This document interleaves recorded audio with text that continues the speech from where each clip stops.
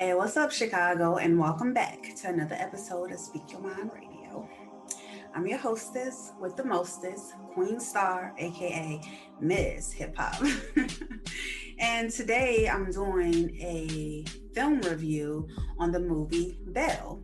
Now, this movie Belle, it released in 2013. I know I'm late.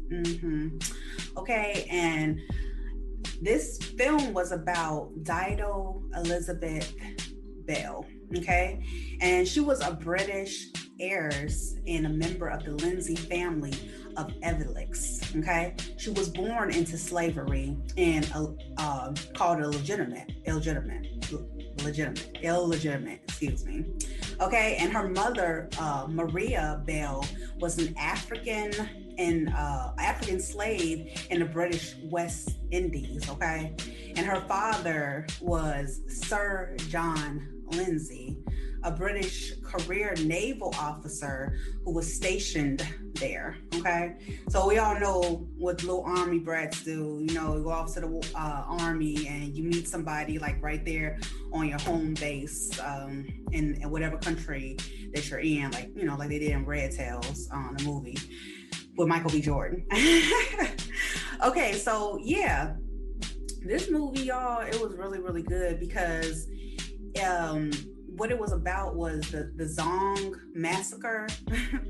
And the Zong Massacre was basically the African slaves, like on the Spanish conquest ships, and it was 130 slaves that died on that ship because they say, quote unquote, quotation marks in the air, that these slaves were killed because the process was that they got like sick and everything like that, so they had to release them into the ocean, quotation marks again, okay? And so the girl, Dido, she was like a product of the white officer, the naval officer, Lindsay, and her mom, Maria. They had a baby together, and once he found out that, she was pregnant, that she was his child, he saw her and was like, no child of mine is going to be here in these types of conditions. She is my blood. He had the balls and the galls to say that back in the 18th century, 1761 and everything like that. It was just like crazy that you can piece this together, like how biracial couples get together and people still have a problem with it here even in 2021. Is ridiculous, but history is doomed to repeat itself, like Malcolm X always say. You feel me? So what happened was he adopted her, and she became an heir to his estate. His family was very rich, and he wanted her to experience that and welcome her into the good life. So basically, during this time, Dido, which means, her name means virgin, they were saying that, in the movie, how she struggled with self-identity, such as we all do, because our history, especially, African Americans, brought here on the slave ship and stripped away of our identity and our names, especially just everything about us was, torn from, who we were originally, which is why we can't, have such struggles today with how we look and the way we are perceived in society. So this movie really struck home for me because Dido was, I'm gonna tell you, the word for nigga back then in 1761 was the word mulatto. Okay, and mulatto is just another word for a mixed race, like mestizo. It's just like I shouldn't even say it because it's just like black and Indian, you feel me? And it's what they call in the Spaniard too. So she was labeled as mulatto and illegitimate, and that's the terms that they would say to basically Negroes. So when he brought her home and everything, she was looked at, today white people will look at you one of two ways, like in awe as like a piece of artwork because you are so freaking beautiful, gorgeous, so to speak, and then or they'll look at you in complete disgust, like ugh, like how dare she be that beautiful and that Negro? You know what I'm saying? Like that Negro girl over there. That's what mulatto stand for. Like, you know what I'm saying? The standout. You feel me? So, like I said, this really stood out to me and everything like that because just dating back into the history. So like the Zong massacre is what I'm saying is I don't want to give away the story. You're gonna have to look up what the Zong massacre is because basically in this film Belle, it basically tells you what it is. So Dido is like basically searching for her identity throughout the whole entire film. So, like I said, she's both perceived as beautiful and disgraceful. You know what I'm saying? And so, when she's there in her father's estates and she grows up to be a young woman, now she's about 20 years old. She had a sister that she grew up with, and it was Elizabeth. Elizabeth was, pure white, and she, of course, they had different mothers and everything like that, obviously. And they grew up like tight knit like that. They loved each other, like they really, really loved each other. And so Dido was real smart though. Like she knew how to move and she knew what to say and how to say it. So she maneuvered through a lot of those struggles that we struggle with today as Black people. You know what I'm saying? Just like I said, self identity and just not knowing who we are. And so yeah, like I said, the story stood out to me because my grandparents, they were from Mississippi, you feel me? And they migrated here 1946, so to speak. I think my grandma was like 13 years old. And she would have been like 80 something today. And so she migrated here during the Great Migration, which was a bunch of Black people migrating from the South to the North after the Civil War. So that's what happened there. And then on top of that, my grandparents, had a marriage at the, they were only 14 years old and they were married with each other and everything like that. And turns out that my mom had a sister as well because my big mama, that's what I call her, my grandma, she had two kids and everything like that. And it was the two sisters of my auntie and my grandmother. And she ended up having an affair outside of that marriage. And she never told my mother about it until like my mom got like way older and she found out, through the grapevine. Is like what I like to say, family lineage, family tree. And the person she had an affair with was not just, saying like of African American descent. He was a mulatto. He was a mulatto with green eyes. So that's where I get my beauty from, is from my grandfather, the one my mother really never got a chance to, meet and everything. And Dido in the movie, she never got a chance to really connect with her birth mother because she was taken away so young. I think she was taken away at 13 too, and she didn't like quite understand what was going on. She didn't understand why she looked the way she looked. That's hard or whatever. You only know one side of your family, and that's the white side or whatever. So all throughout the movie, she was fighting for her true identity and she was fighting for justice, and she wanted to seek the truth and nothing but the truth. She was Miss Poetic Justice herself in 1761. Okay. Period. Just like I Miss Poetic Justice in 2021, I'm only trying to seek for the truth. You feel me?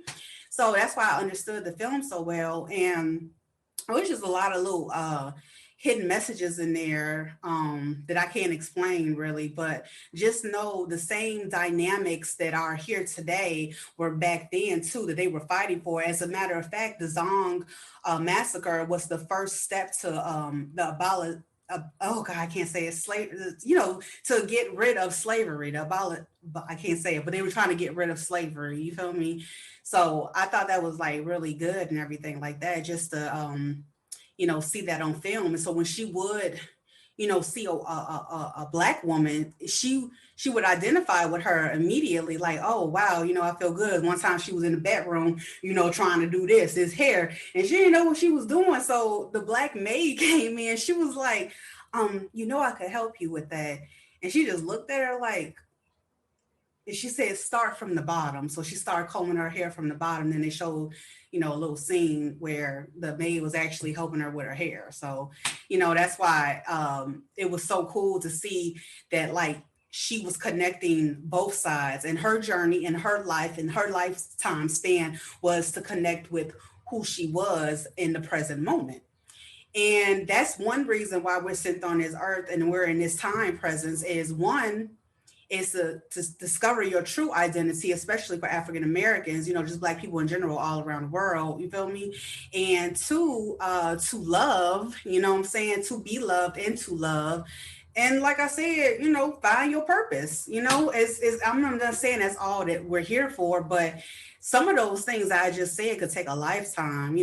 Some people feel me, they can be here on earth and not fall in love ever. Some people are really content with being by themselves, and just loving themselves. And the way Dido was able to navigate through the film is with respect. So the root word of love is respect, because when you have respect for yourself, you love yourself. Okay. And that's kind of like how she was able to safeguard herself through that type of society. You feel me?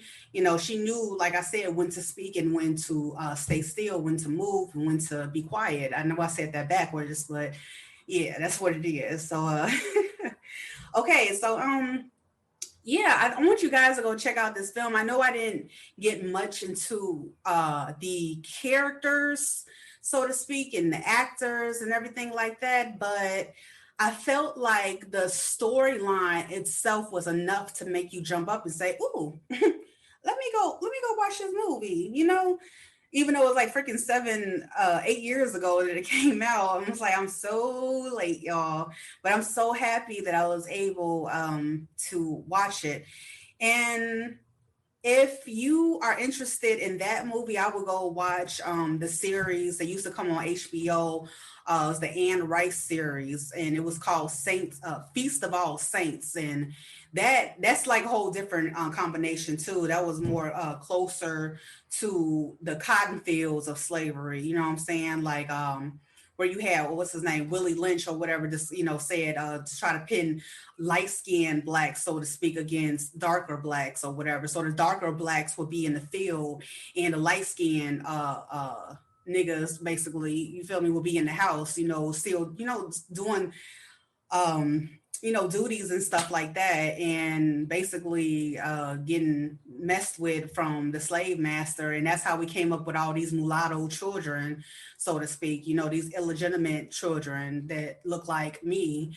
And some people that you got people in your family that look like they mixed race or whatever. I'm talking to the Black people right now or whatever, like your cousin, Sade or something. I don't know. I'm just saying, it's, even if you like look in some white people's family, they might have some like people that look mixed too, and they might just be the first generational mix. Like one parent might actually have been Black, and the other parent might actually have just been white.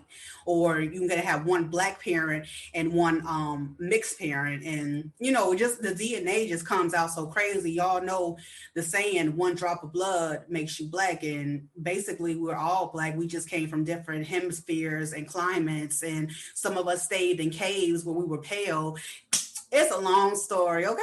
So yeah, get into it, get into the history and everything like that. It was my first time ever learning about the Zong Massacre, and that really put a perspective and a light on basically who I am. I always felt like, and all Black people should feel like this too, that you are royalty, baby. And all throughout time and history, they've always tried to keep that from you. Don't let them keep it from you no more. Don't be discouraged into opening the book. And if you can't read or whatever, you got dyslexia or whatever, they got audio books too, okay? Yeah, that bores you listening to somebody's voice talk, but then you can also watch movies and documentaries on who you are and where you came from. I always felt like look, my man got me a picture for my birthday last year. It was a painting, and it was so beautiful. I freaking cried, y'all, because I just never saw myself painted before. And in the movie, Dido was painted with her sister, her white sister, Elizabeth. And even the paintings and the portraits back then showed, how,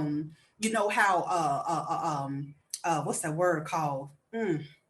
supremacy, like, the whites are more superior than blacks, the little black boy looking up at the white man, like some bullshit like that. But that's how it was, though, you know what I'm saying? And so when Dido in the movie, hell, like me, last year on my birthday, looked at that picture, I was like, oh my gosh, I'm so beautiful. Oh gosh, like for real though, like seriously, and it's just crazy. Like if you just change your perspective on the traumas that we've come through, in the healing process that we're all at now, you would feel that same connotation of, love, you know what I'm saying? Like I said, when you respect yourself, everything else just seems to fall into place. So that picture I got hanging on my wall, even when I'm walking past it and I'm looking at it through my peripheral view, I'm like, ooh, that looked like a queen sitting up there. Right. Exactly. More so like I'm from royalty. I am a princess and my mama is a queen, a black queen, period. Okay. So yeah, I just I like the way I put that together. That was real smooth. You know what I'm saying? Thank you, universe, for showing me exactly who I am. You know what I'm saying? Most praise to the high, period. So like I said, I hope y'all go check out this film. It was really beautiful. I'm gonna see like who played Dido and Belle, like, because that was just a good actress. Like she played that role so well. And of course, it's not gonna come up in my phone, obviously, because I'm like looking. So let me see, Belle cast. How about that? Yeah. And Disney popped up too. Ooh, boo! I cannot say her name. Okay, I believe her name is Goo Goo Goo. That's cute. Goo Goo Ma Mabata Ra. Uh, say that right. Goo Goo Mabata Ra. Go look her up. I want to see what other movies she in too, because she blew me away. Like just y'all, you could see her aura. Like you could see a lot of actors' auras on film, and her aura was just really bright and beautiful. And yeah, yeah, it was just really bright, pure, and white. Okay, I'm running my mouth again. I love y'all so much, and check this out on YouTube. Period. If you want to. Yeah, so thank y'all for tuning in to another episode of Speak Your Mind Radio. Okay. And yes, I will tune in to y'all next week. Oh, and get ready. Get ready. Something big about to happen. Promise. Peace.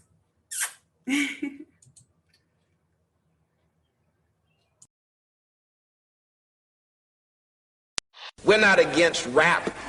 We're not against rappers. But we are against those. Something big about to happen. I hear the beat tapping. We some fly rhyming felines rapping on the track. Better yet, grab a gat, cause we hot like Enzo. Doors closed, windows up, cause that's the way we like to ride. Windy City hitting. Check mic 1 2 1 2. We live, baby.